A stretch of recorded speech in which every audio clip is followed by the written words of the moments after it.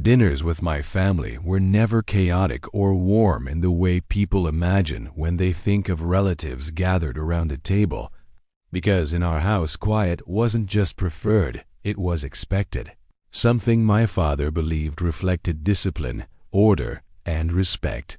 And even after we stopped living under the same roof, those habits followed us. So when he invited me to dinner that evening, he chose a restrained restaurant with crisp white linens, low lighting, and waiters who spoke softly enough that no one ever had to raise their voice. And as we sat across from each other, the atmosphere felt less like a meal and more like a review. My father straight-backed and composed, talking at length about his work, his reputation, the years he'd spent building something tangible and visible, the kind of accomplishments that could be easily summarized and admired. And I listened without interrupting because listening had always been easier than explaining, especially when I knew explanations would be dismissed before they were finished.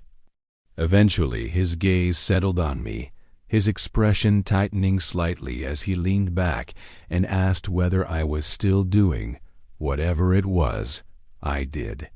The phrasing carefully vague in a way that stripped value from the answer before it was even given. And I replied simply that I was, because anything more would have invited commentary. And sure enough, a thin smile crossed his face as he spoke loudly enough for nearby tables to hear about how some people never quite reached their potential, how they avoided real responsibility and then wondered why no one took them seriously. And I felt the familiar weight of judgment settle into the space between us. But I didn't react because the military teaches you early that humiliation only works if you accept it. That silence, when chosen deliberately, can take the sting out of almost anything. And my father mistook my calm for agreement as he shook his head and said he wished I'd chosen something respectable, something people could understand, something that made sense to him. And before I could respond, the waiter approached, clearly sensing the tension, asking if we were ready to order, but my father waved him off and announced that we were finished, that some of us had places to be, and I nodded once and said that was fine, my tone even, because confrontation had never been my goal. But the waiter didn't leave. Instead, he looked at me more closely, his expression shifting from polite professionalism to something sharper, more focused, and then he asked, almost hesitantly, whether I'd been stationed overseas about a decade earlier. And my father frowned as I met the waiter's eyes and answered yes. And something clicked immediately as the waiter straightened his posture and told me quietly that he thought so, that I had been part of the operation that evacuated his brother's unit, that his brother came home because of it, and the restaurant seemed to pause around us, the low murmur of other conversations fading as the weight of the moment settled in.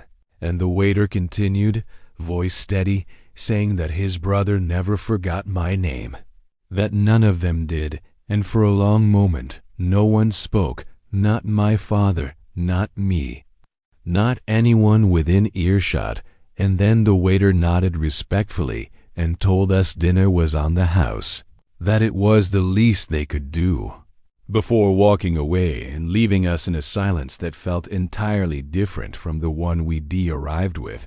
And my father stared at me as though seeing me for the first time, his composure finally cracking as he said that I'd never told him any of this.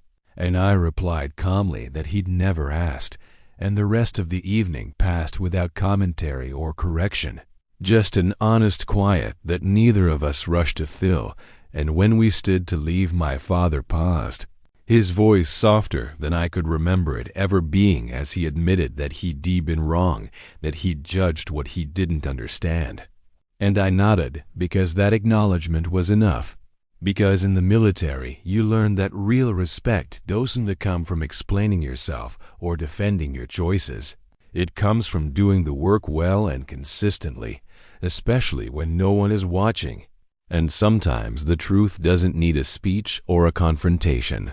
Sometimes it just needs the right person to recognize it at the right moment. And as we walked out into the night, I realized that while my father might never fully understand my path, he no longer dismissed it, and that was more than enough.